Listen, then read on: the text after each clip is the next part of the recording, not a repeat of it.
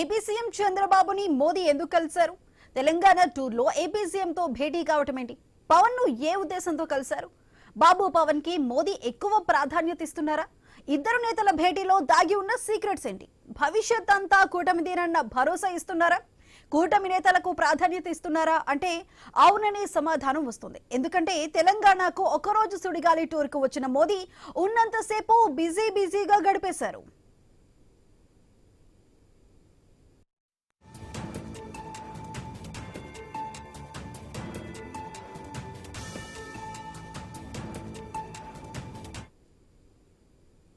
Telangana tour కు వచ్చిన ప్రధాని మోదీ హైదరాబాద్ జూబ్లీహిల్స్ లో నివాసం ఉంటే AP CM Chandrababu deputy CM Pawan తో భేటీ అయ్యారు. చంద్రబాబు ఇంటికి వెళ్లిన పీఎం అక్కడ ఉన్న రామాలయంలో పూజలు కూడా చేశారు. ఇద్దరు నేతల మధ్య దాదాపు గంట పాటు వివిధ అంశాలపై చర్చలు జరిగినట్టు తెలుస్తోంది. గంట పాటు ఇద్దరు నేతల మధ్య ఏం చర్చలు జరిగాయి? చర్చలకు గంట పాటు కేటాయించడం ఏంటి? ఇద్దరు నేతలతో మర్యాదపూర్వక సమావేశమా? రాజకీయ వ్యూహంలో భాగమేనా? ఎన్డీఏ దక్షిణాదిపై ఫోకస్ పెంచిందా? అసెంబ్లీ ఎన్నికల ఫలితాలపై చర్చ జరిగిందా అన్న అనుమానాలు కూడా కలుగుతున్నాయి.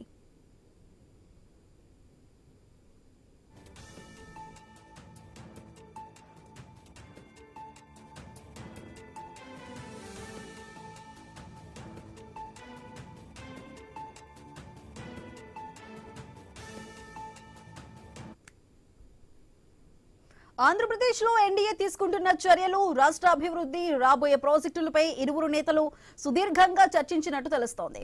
రాజకీయ సమీకరణాల్లో భాగంగా రెండు తెలుగు రాష్ట్రాల్లో బీజేపీ కూటమిని బలోపేతం చేసే అంశాలు, ప్రస్తుత రాజకీయ పరిస్థితులపై చర్చించినట్టుగా తెలుస్తోంది. తెలంగాణలో నెలకొన్న పరిణామాలతో పాటు అక్కడ బీజేపీని బలోపేతం చేసే దిశగా అధిష్టానం ఆలోచనలపై ఇద్దరి మధ్య చర్చ జరిగినట్లుగా తెలుస్తోంది. తెలంగాణ రాజకీయాలపై కేంద్ర ప్రభుత్వం ప్రత్యేక దృష్టి సారించిన తరుణంలో తెలుగు రాష్ట్రాలకు చెందిన కీలక అంశాల నేపథ్యంలో ఈ భేటీకి అత్యంత ప్రాధాన్యత ఏర్పడింది. తెలంగాణ టూర్లో ఏపీ ప్రభుత్వ అధినేతలతో మీటింగ్ ఎందుకు? ఆ నేతల ఇళ్లకు వెళ్లటంలో ఎలాంటి ప్రాధాన్యం ఉంది? మర్యాదపూర్వక సమావేశమా, రాజకీయ వ్యూహమా ఇది అనే అంశాలు వెలుగు చూస్తున్నాయి.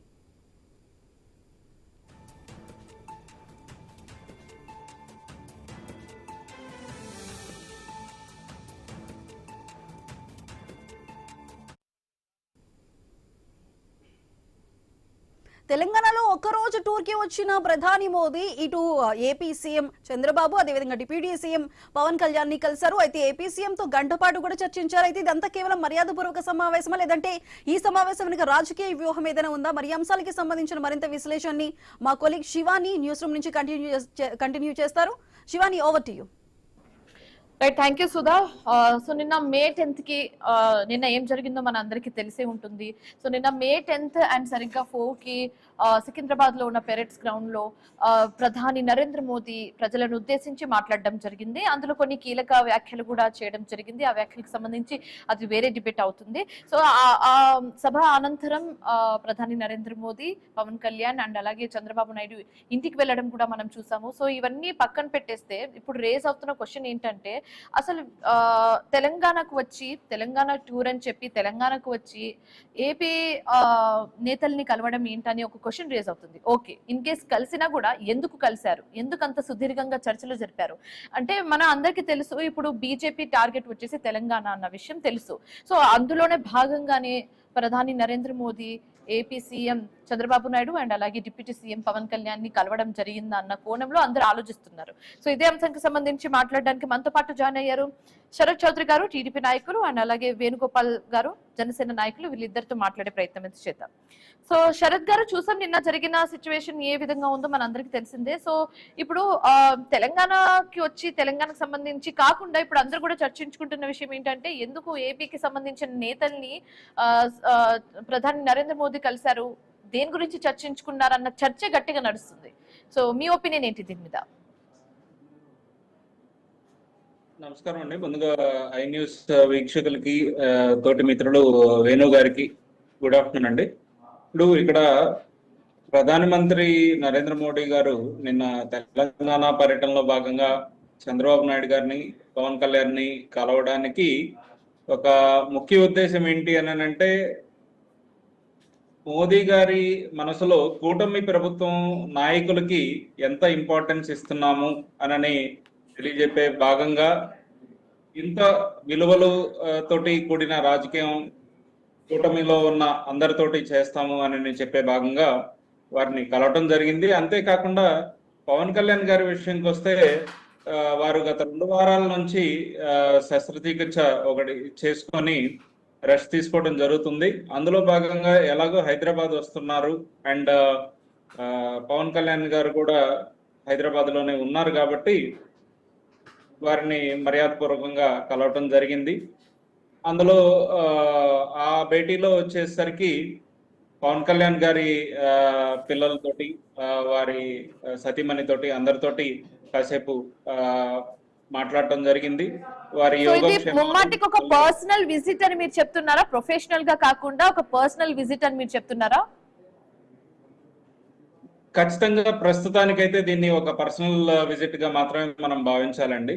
ఎందుకంటే అఫ్ కోర్స్ కళ్యాణ్ గారికి, చంద్రబాబు నాయుడు గారికి తెలంగాణలో వారికి ఉన్న క్రేజ్ మనం ఏ విధంగా కూడా మనం విస్మరించలేము. ఎందుకు అని అంటే పవన్ కళ్యాణ్ గారికి సౌత్ ఇండియాలో తనకున్న ఫ్యాన్ బేస్ కావచ్చు, అంటే చంద్రబాబు నాయుడు గారు కానీ తెలుగుదేశం పార్టీకి మా ఆవిర్భావమే తెలంగాణ, అందులో కూడా హైదరాబాద్ లో జరిగిన నేపథ్యాన్ని కూడా మనం ఇక్కడ గమనించుకోవాలి.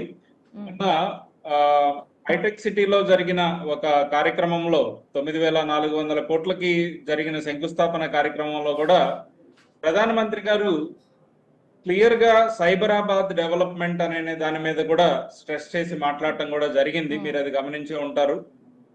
సైబరాబాద్ సృష్టికర్త ఎవరు అని అంటే చంద్రబాబు నాయుడు గారు. ఎందుకంటే తను ముఖ్యమంత్రిగా 95 తర్వాత తీసుకున్న కొన్ని కార్యాచరణ వల్ల ఈ రోజు హైదరాబాద్, అందులో సైబరాబాద్ ఈ విధంగా గ్రోత్ కారిడార్ లాగా ఏర్పాటు అవటం, ఇండియాలో కూడా ఒక పాత్ర పోషించడం అనేది నిన్న మోడీ గారు కూడా దాన్ని స్పృశించడం జరిగింది.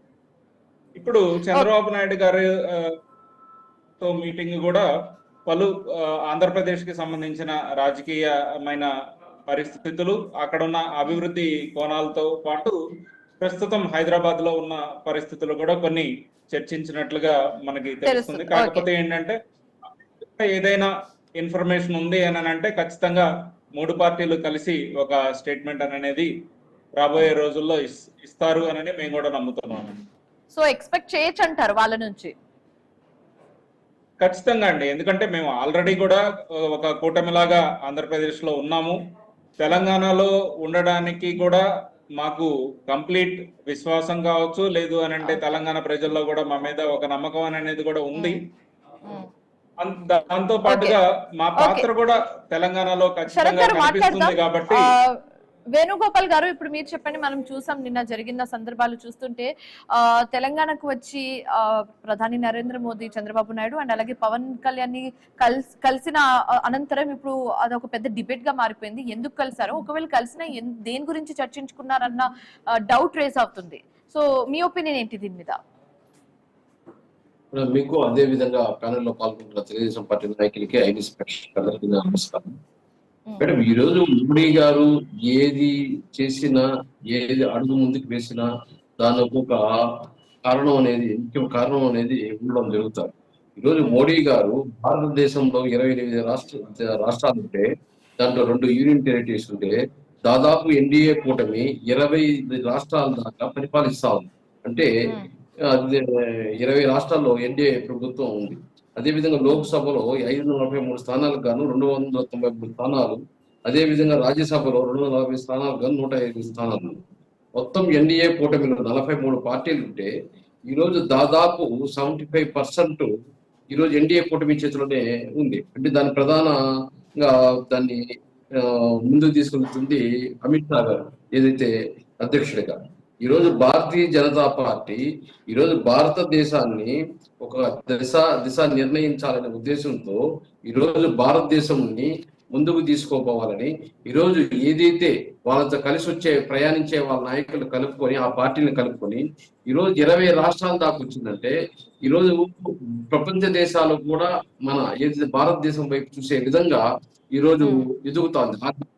అందుకనే మోడీ గారు ఏం చెప్తున్నారంటే ఈ రోజు 20 రాష్ట్రాల్లో మేము ఉన్నాం, ఇంకా పుంజుకునే పరిస్థితి ఉంది.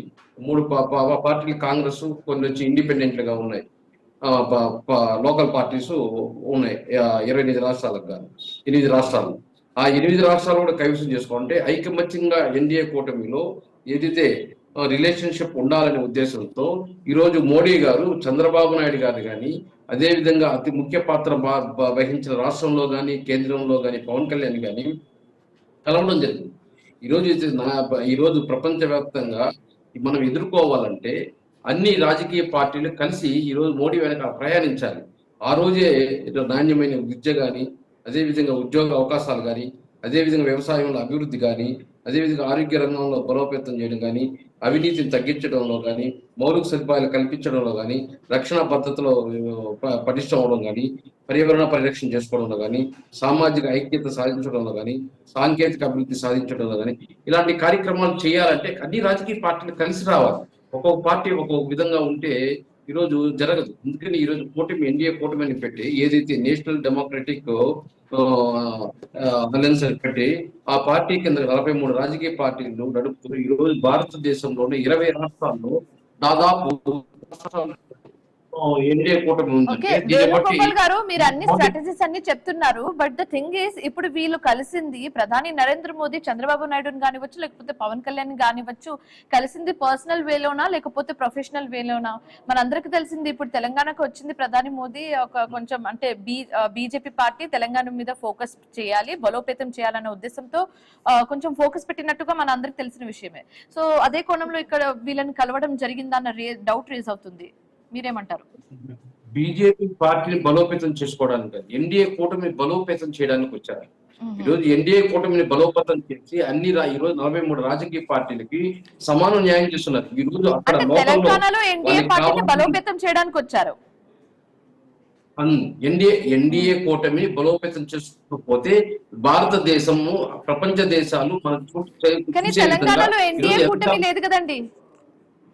అందుకే రాబోయే చోట్ల ఇక 8 రాష్ట్రాలు ఉంది. 20 రాష్ట్రాలు ఈరోజు ఎన్డీఏ కూటమిలో ఉంది. 8 రాష్ట్రాలు ఉంది. దాంట్లో 3 కాంగ్రెస్ ఉన్నాయి, మిగతా ఏదైతే లోకల్ పార్టీస్ ఉన్నాయి. ఆ 8 రాష్ట్రాలు ఈ రోజు కైవసం చేసుకోవాలంటే ఇంకా కూటమి ఏదైతే 43 రాజకీయ పార్టీలు బాగా పనిచేయాలి. ఈ రోజు రాబోయే తెలంగాణలో ఎలక్షన్స్ లో కానీ అక్కడ తెలుగుదేశం పార్టీ ఉంది, అక్కడ జనసేన పార్టీ ఉంది, అక్కడ బీజేపీ పార్టీ ఉంది, మిగతా పార్టీలన్నీ ఒక సైడ్ ఉంటే ఈ 3 పార్టీలు ఒక సైడ్ ఉన్నాయి. కాబట్టి అక్కడ కూడా బలోపేతం చేసుకుని తెలంగాణలో కానీ మిగతా రాష్ట్రాల్లో కానీ ముందుకు ఐకమత్యంగా ఉంటే ఈ రోజు భారతదేశంలోనే ఎన్డీఏ కూటమి పరిపాలన మొత్తం అన్ని వేణుగోపాల్ గారు మీరు ఇదంతా చెప్తుంటే నాకు ఒక డౌట్ రేజ్ అవుతుందండి. ఏంటంటే ఒకవేళ ఓకే లెట్స్ ఇమాజిన్ మీరు అన్నట్టుగానే ఎన్డీఏ కూటమిని బలోపేతం చేయడానికి వచ్చారని అనుకుందాము. సో అలా ఆ ఒపీనియన్ ఒకవేళ ఉంటే ఇక్కడున్న తెలంగాణలో బీజేపీ నేతలతో పాటు వీళ్ళని కలిసి ఉంటే అందరు కలిసికట్టుగా చర్చించి ఉంటే అది ఎన్డీఏ కూటమికి సంబంధించి బలోపేతానికి సంబంధించి అయి ఉండొచ్చు అని అనుకోవచ్చు. కానీ ఇలా పర్సనల్ గా ఒక్కొక్కరి ఇంటికి వెళ్ళి కలవడం అనేది అంటే వాళ్ళందరికంటే ఎన్డీఏ కూటమి బలోపేతం కావాలంటే పర్సనల్ రిలేషన్ కూడా ఇంప్రూవ్ కావాలి. కాబట్టి పర్సనల్ గా వచ్చి రిలేషన్షిప్ ఇంప్రూవ్ చేసుకోవడానికి వచ్చారు. అంటే హైదరాబాద్ కు వచ్చి హైదరాబాద్ లో ఏదైతే పవన్ కళ్యాణ్ కి ఆరోగ్యము ఇచ్చి ఆపరేషన్ చేసుకున్నాడు కాబట్టి ఆయన్ని కలవడం కానీ అదే విధంగా 2 రోజుల క్రితమే ఏదైతే ప్రమాణ స్వీకారంలో ఏదైతే చంద్రబాబు నాయుడు గారు మోడీ గారు కలిసిన హైదరాబాద్ దూరం వచ్చాం కాబట్టి పోతే రిలేషన్షిప్ పెరుగుతుంది. ఆ రిలేషన్షిప్ పెరిగితే ఈరోజు ఎన్డీఏ కూటమి కూడా బలోపేతం అవుతుంది. ఓన్లీ రాజకీయ పార్టీయే కాదు, రిలేషన్షిప్ కూడా మధ్యలో ఇంప్రూవ్ అవ్వాలి. రిలేషన్షిప్ ఇంప్రూవ్ అయితే పార్టీ ఎన్డీఏ కూటమి కూడా బలోపేతం అవుతుంది. రేపు రాబోయే కాలంలో 28 రాష్ట్రాలు కైవసం చేసుకుని ఏదైతే కూటమి ప్రభుత్వం ఏ నిర్ణయం తీసుకుని అన్ని రాష్ట్రాలు దాన్ని అమలుపరిచే విధంగా ముందుకు పోతే అది ఇప్పుడు మొన్న 2-3 బిల్లులు ఏదైతే బైబిరిగేషన్ కానీ మహిళా బిల్లు కానీ ఇవన్నీ ఎందుకు విరిగిపోయినాయి సరిగా లేక. అలాంటి ఇంకా ఇంప్రూవ్ చేసుకోవాలనే ఉద్దేశంతో ఈ రోజు మోడీ గారు ప్రయత్నం చేస్తున్నారు. శరత్ చౌదరి గారు మీరు చెప్పండి. ఇప్పుడు బీజేపీ పార్టీ గురించి మాట్లాడితే అస్సాంలో చూసాము, వెస్ట్ బెంగాల్ లో చూసాము, ఢిల్లీ అయిపోయింది, బీహార్ లో ఇవన్నీ కూడా క్రాక్ చేసి ఇప్పుడు నెక్స్ట్ టార్గెట్ వచ్చేసి సదర్న్ స్టేట్స్ అన్నట్టుగా బీజేపీ చూస్తున్నట్టుగా తెలుస్తుంది. సో అందులో భాగంగా ఫస్ట్ వచ్చేసి తెలంగాణ మీదే ఫోకస్ చేయాలన్న ఉద్దేశంతో ఉన్నారు బీజేపీ పార్టీ వాళ్ళు. ఆల్రెడీ ఏపీలో కూటమి ఉంది. సో నెక్స్ట్ తెలంగాణ కొంచెం స్కోప్ ఉంది కాబట్టి ఇక్కడ ట్రై చేయొచ్చన్న ఒక ఉద్దేశంతో బీజేపీ ఉంది కాబట్టి మనం చూస్తున్నాము గత కొన్ని ఎన్నికల్లో బీజేపీ మెల్లమెల్లగా తెలంగాణలో బాగా వేస్తుంది. అది ఎంపీ సీట్ కావచ్చు, ఎమ్మెల్యే సీట్ కావచ్చు. సో డైరెక్ట్ గా అటాక్ చేయడం దానికంటే పొరుగు రాష్ట్రాన అంటే ఏపీ హెల్ప్ తీసుకొని కొంచెం క్రాక్ చేసే విధంగా ఏమైనా బీజేపీ అధిష్టానం ఆలోచిస్తుందని అనుకోవచ్చా? ఒకటండి, ఇప్పుడు ఇక్కడ ఇర్రెస్పెక్టివ్ ఆఫ్ ఇది పొరుగు రాష్ట్ర సహాయం అనే దానికంటే కూడా ఒక క్లియర్ కట్ ఇండికేషన్ ఏం చెప్పొచ్చు అని అంటే, పవన్ కళ్యాణ్ గారు ఒక రాష్ట్రానికి చెందిన నాయకుడుగా కాదు, ఆయన తెలుగు రాష్ట్రాలకు సంబంధించిన అందరికీ చెందిన వ్యక్తి. పవన్ కళ్యాణ్ గారు కావచ్చు, చంద్రబాబు నాయుడు గారు కావచ్చు, ఇద్దరిని కూడా ఎక్కడా కూడా ఒక రాష్ట్రానికి పరిమితం చేసే విధంగా కూడా మనం మాట్లాడుకునే పరిస్థితి ఉండకూడదండి. ఎందుకు అని అంటే, వాళ్ళు ఏం చేశారు, తెలంగాణ రాకముందు సమిష్టి ఆంధ్రప్రదేశ్ గా ఉన్నప్పుడు ఎటువంటి సంస్కరణలు తీసుకొచ్చారు, ఈ రోజు హైదరాబాద్ కానీ ఎవరు పవన్ కళ్యాణ్ ఏం తీసుకొచ్చారండి? తెలంగాణ రాకముందు పవన్ కళ్యాణ్ ఏం చేశారు అని కాదండి. పవన్ కళ్యాణ్ గారు కూడా తెలంగాణ రాష్ట్రం సాధించిన తర్వాత ఫస్ట్ ఎన్నికల్లో వారు పోటీ చేయడం కూడా జరిగింది. ఆ తర్వాత కూడా మిత్రపక్షం లాగానే ఉన్నారు. లేదు, రాష్ట్రానికి ఏం చేశారు, తెలంగాణ ప్రజలకు ఏం చేశారు పవన్ కళ్యాణ్? మీరు అన్నట్టుగా ఒక లెక్కన చంద్రబాబు గారి గురించి మాట్లాడితే ఓకే. ఒక్క నిమిషం అండి, పవన్ కళ్యాణ్ గారు ఏం చేశారు అని అంటే, వారికి ఇంకా ఇక్కడ అవకాశం రాలేదు. అవకాశం వస్తే ఇప్పుడు ఆంధ్రప్రదేశ్ లో ఏం చేస్తున్నారో అదే విధంగా ఇక్కడ కూడా సంస్కరణలు తీసుకుని వస్తారు. ఖచ్చితంగా ఆంధ్రప్రదేశ్ లో తన శాఖలో ఏ విధంగా అయితే విప్లవాత్మకమైన మార్పులు తీసుకొస్తున్నారో అన్నిట్లో కూడా ఇక్కడ పవన్ కళ్యాణ్ గారికి ఒక అవకాశం కానీ ఏదైనా ఇప్పుడు మళ్ళీ ఎన్డీఏ కూటమి తెలంగాణలో బలోపేతం అయ్యి ఇక్కడ బీజేపీ ఎన్డీఏ కూటమి గనక అధికారంలోకి వస్తే ఖచ్చితంగా పవన్ కళ్యాణ్ గారి మార్కు కూడా ఇక్కడ తెలంగాణ రాజకీయాల్లో కూడా సుస్పష్టంగా కనిపించే అవకాశాలు ఉన్నాయి కదండి. ఓకే, జరగబోయే దాని గురించి కాదండి, మీరు ఇందాక అన్నట్టుగా పవన్ కళ్యాణ్ గురించి కానివచ్చు, చంద్రబాబు గారు గురించి కానివచ్చు, వాళ్ళ గురించి మాట్లాడాలంటే నేషనల్ స్టేటస్ లో మాట్లాడాలని చెప్పారు మీరు. నేను దాని గురించి అంటున్నా. పవన్ కళ్యాణ్ గారికి ఇక్కడ ఫ్యాన్ బేస్ అనేది ఎక్కువ ఉందండి. ఇక్కడ తెలంగాణలో ఫ్యాన్ బేస్ అనేది ఫస్ట్ నుంచి కూడా ఎక్కువ ఉంది. ఇక్కడ ఒక చిన్న మీటింగ్ పెట్టినా కూడా బయట ఉన్న రాజకీయ పార్టీ కూడా పవన్ కళ్యాణ్ గారి దగ్గరికి ఎక్కువ మంది వస్తారు. మాట్లాడతాం శరత్ చౌదరి గారు. ఇదే అంశానికి సంబంధించి మాట్లాడడానికి మనతో పాటు జాయిన్ అయ్యారు మిట్ట పార్థసారథి గారు, బీజేపీ ఎక్స్ ఎమ్మెల్యే. ఆయనతో మాట్లాడే ప్రయత్నం అయితే చేద్దాం. సో గుడ్ ఆఫ్టర్నూన్ అండి పార్థసారథి గారు. మనం చూసాం నిన్న జరిగిన సిచ్యువేషన్ ఏదైతే ఉందో, ప్రధాని నరేంద్ర మోదీ తెలంగాణకు రావడం, ఇక్కడ ఇనాగ్రేషన్ చేయడం, ప్రజలను ఉద్దేశించి మాట్లాడడం అంతా చూసాము. ఆ తర్వాత అంటే సభ కంటే ముందు కూడా మనం చూసాము చంద్రబాబు నాయుడుని అండ్ అలాగే పవన్ కళ్యాణ్ ని కలవడం అనేది. సో దీన్ని తెలంగాణ ప్రజలు కానివచ్చు, లేకపోతే యావత్ దేశ ప్రజలు కానివచ్చు, ఏ విధంగా చూసే అవకాశం ఉంది? మీ ఒపీనియన్ ఏంటి? నమస్కారం అండి, అందరికీ నమస్కారం. నరేంద్ర మోడీ గారి యొక్క దినచర్యలు చూస్తే దేశం యొక్క అభివృద్ధి కోసం ఏమి చేయాలన్నా కూడా దానికోసం చేస్తూనే ఉంటారు. ఫస్ట్ ఆఫ్ ఆల్ మనం గుర్తుంచుకోవాల్సింది అది ఆంధ్రప్రదేశ్ అయినా, తెలంగాణ అయినా, అమెరికా అయినా, విదేశమైనా, ఇంకా లేకపోతే వేరే ప్రపంచమైనా కూడా. సో దీనికి సంబంధించి ఎక్కడెక్కడ ఏ ఏ అవసరాలు ఉన్నాయో ఆ అవసరాలకు తగినట్లుగా వాళ్ళు నిరంతరం ప్రయత్నం చేస్తూనే ఉంటారనేటువంటిది మనకు తెలిసిందేటువంటి ఫ్యాక్ట్. అందుకేంటంటే పాకిస్తాన్ తో అప్పట్లో వాజ్పేయి గారు స్నేహహస్తం అందించి బస్సు యాత్ర చేసినట్లుగానే దేశం యొక్క హితం దృష్ట్యా, పాకిస్తాన్ లో ఉండే పేద ప్రజల దృష్ట్యా స్వచ్ఛందంగా వాళ్ళు పిలుపు లేకపోయినా కూడా సర్ప్రైజ్ గా వెళ్లి నవాజ్ షరీఫ్ గారి యొక్క తల్లిని ఆశీర్వదించి తల్లి దగ్గర ఆశీర్వాదం తీసుకుని మనం బాగుంటాము అనేటువంటిది చేశారు. దాంట్లో స్వార్థం కాదు. రియల్ గా చెప్పాలంటే అది కేవలం ఒక దేశ సేవ, ప్రపంచ సేవ, రెండు చెప్పాల్సిందే. పాకిస్తాన్ బాగుపడితే మిగతా వాళ్ళు బాధపడచేయం, కానీ భారతీయ జనతా పార్టీ పాకిస్తాన్ లో ఉండే వాళ్ళు కూడా బాగుపడాలని కోరుకుంటాం. సో ఈ రోజు చంద్రబాబు నాయుడు గారితో ఉన్న పవన్ కళ్యాణ్ గారితో అయినా మొట్టమొదటిగా గుర్తించాల్సిందేటువంటిది సర్వీస్ ఓరియంటెడ్ గా అభివృద్ధి చేసే ప్రతి ఒక్కరిని కూడా భారతీయ జనతా పార్టీ గౌరవిస్తుంది, వాళ్ళకి తగిన సహకారం ఇస్తుంది. దానికి ఎగ్జాంపుల్ నేనేం చెప్తానంటే, ఇప్పుడు ఈ మమతా బెనర్జీకి సంబంధించి మనం చూడొచ్చు. ఆల్మోస్ట్ అది ఒక రాక్షసి అనేటువంటి బిరుదు తెచ్చుకొని ఆమె ఎంత నాశనం చేసినా కూడా డెవలప్మెంట్ విషయంలో మాత్రం ఆమె ఏమి చేసినా కూడా ఒక్కదానికి కూడా అడ్డం పెట్టకుండా మొత్తం చేశారు. ఇది ఓపెన్ ఛాలెంజ్. ఎవరైనా కానీ ఫలాని విషయంలో కలకత్తాకు తక్కువ చేశారని, బెంగాల్కు తక్కువ చేసినారు కానీ, కేరళకు తక్కువ చేసినారు, లేకపోతే వివక్షతో చూపించినారని ఎవరైనా ప్రూవ్ చేయొచ్చు. నథింగ్. కాబట్టి ఇక్కడ ఎప్పుడైనా చూడండి, నరేంద్ర మోడీ గారు ఏ యాక్షన్ చూసినా కూడా in the interest of the nation development. పార్టీలు ఏ విధంగా ఉండి పార్టీలతో ఏ విధంగా సఖ్యత తీసుకోవాలి, ఎవరెవరితో మాట్లాడాలి, ఈ ప్రతి ఒక్క విషయంలో కూడా ఆయన చర్యల్ని ప్రజలందరూ కూడా అదే పద్ధతిలో చూస్తున్నారు. కాబట్టి ఈ రోజు బ్రహ్మరథం పడుతున్నారు మనస్ఫూర్తిగా. అదేదో డబ్బులు ఇచ్చి కొనుక్కొని వస్తే వచ్చేటువంటి కార్యకర్తలు కాదు, డైరెక్ట్ గా వాళ్ళు స్వచ్ఛందంగా ఎంతో మంది వచ్చి వారిని అభినందిస్తున్నారంటే అదే అది కాదు. సో ఇప్పుడు మిట్ట పార్థసారథి గారు మనం చూసాం, ఇప్పుడు అస్సాంలో కానివచ్చు, వెస్ట్ బెంగాల్, ఢిల్లీలో ఇలాంటి ప్లేసెస్ లో బీజేపీ క్రాక్ చేయగలిగింది ఆ స్టేట్స్ ని. సో ఇప్పుడు తెలంగాణలో కూడా ఒక అలాంటి స్ట్రాటజీతోనే ముందుకు వస్తుందా బీజేపీ పార్టీ? ఖచ్చితంగా ఇది తెలంగాణనే కదమ్మా, తెలంగాణ అయినా, తమిళనాడు అయినా, పుదుచ్చేరి అయినా, కేరళ అయినా ఆ ప్రయత్నం చేస్తూనే ఉంటాం. ప్రయత్నం ఎప్పుడు సఫలిస్తుంది అనేటువంటిది వేరే విషయం. మిగతా వాళ్ళు కుట్రలతో కుతంత్రాలతో చేయాలనుకుంటారు. కానీ భారతీయ జనతా పార్టీ 2 సీట్ల నుంచి 353 సీట్లకు ఎలా వచ్చిందో ఇప్పుడు కూడా మేము రాష్ట్రాల్లో కూడా అది నిరంతర ప్రయత్నం జరుగుతూనే ఉంటుంది. భగవంతుడు ప్రజలు ఏ రోజు ఆశీర్వదిస్తే ఆ రోజు వస్తుంది. కాబట్టి తెలంగాణలో కూడా ఇంకోటి ఏంటంటే, తెలంగాణ రాష్ట్రం ఏర్పడడానికి తొలి కారణం, ముఖ్య కారణం భారతీయ జనతా పార్టీ కాకినాడలో చేసినటువంటి తొలి తీర్మానం. వీళ్ళు ఎవరు, చంద్రశేఖరరావు వీళ్ళందరూ లేకముందే తెలంగాణ ఏర్పాటు కావాలని అడిగిండేటువంటిది భారతీయ జనతా పార్టీ. సో దాన్ని దురదృష్టవశాత్తు ఆ కాలంలో అప్పట్లో ఉన్నటువంటి కూటమిలో ఉన్నటువంటి నియమాల ప్రకారం మేము ప్రత్యేక రాష్ట్రం మీద ఎక్కువగా ముందుకు పోలేకపోయాం.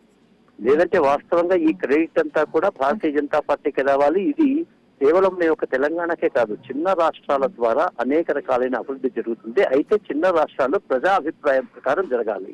ఓకే, పార్థసారథి గారు, లాస్ట్ ఒక ఫైనల్ క్వశ్చన్ అండి. ఓకే, ఏ స్ట్రాటజీతో ఫాలో అయినా ఒకవేళ తెలంగాణలో స్ట్రాటజీతో వస్తే బీజేపీ పార్టీ సక్సెస్ అవుతుందా? ఎందుకంటే మనం గత ఎన్నికల్లో కూడా చూసాము, నెమ్మదిగా ఎమ్మెల్యే స్థానం కానివచ్చు, ఎంపీ స్థానం కానివచ్చు క్రాక్ చేయగలుగుతుంది బీజేపీ పార్టీ. సో ఈసారి అధిష్టానం చేపట్టే ఛాన్స్ ఏమైనా ఉందా తెలంగాణలో? ఖచ్చితంగా అధికారంలో వచ్చే అవకాశం ఉందమ్మా. మేము ప్రజల్లో వస్తున్నాం. ఉన్నటువంటి ఒకే ఒక మైనస్ పాయింట్ మేము గమనించింది ఏంటంటే, పూర్తి స్థాయిలో సమర్థవంతంగా పనిచేయాల్సినటువంటి వాళ్ళు ఇంకా కొంతమంది పార్టీకి యాడ్ కావాల్సినటువంటిది ఉంది. యాడ్ కావాలి. ఆ యాడ్ అయినాయంటే అన్ని నియోజకవర్గాల్లోనూ పూర్తి బలం వస్తుంది. ఇప్పటికి దాదాపుగా నాకు తెలిసినంత వరకు 50% ఆఫ్ ది నియోజకవర్గాల్లో తగిన సమర్థత, అంటే రాజకీయంగా పోరాటం చేయగలిగే వాళ్ళు, ఫైనాన్షియల్ గా సపోర్ట్ గా ఉండగలిగేటువంటి వాళ్ళు, ధైర్యంగా రాజకీయాల్లో ముందుకు వెళ్ళగలిగేటువంటి వాళ్ళు ఆల్రెడీ పార్టీ గుర్తించింది. సో మిగతా చోట్ల ఉన్న వాళ్ళని ఎట్లా తయారు చేసుకోవడమా, లేకపోతే అలాంటి సామర్థ్యత ఉన్నటువంటి వాళ్ళని పార్టీలోకి తెచ్చుకోవడమా, ఈ 2 విషయాల మీద అయిపోతాం. ఖచ్చితంగా అవుతుందమ్మా. నెక్స్ట్ తెలంగాణ భారతీయ జనతా పార్టీదే, ఇందులో ఎలాంటి అనుమానం లేదు. Okay, thank you so much Parthasarathi garu, thank you so much Sarath Chowdary garu, thank you so much Venugopal garu, discussion లో పార్టిసిపేట్ చేసినందుకు, మీ ఒపీనియన్స్ ని మాకు తెలియజేసినందుకు. సో ఇది ఇవాల్టి క్వశ్చన్ అవర్. మరొక క్వశ్చన్ అవర్ తో మళ్ళీ కలుద్దాం. Till then keep watching I News. మీతోనే మీ వెంటే.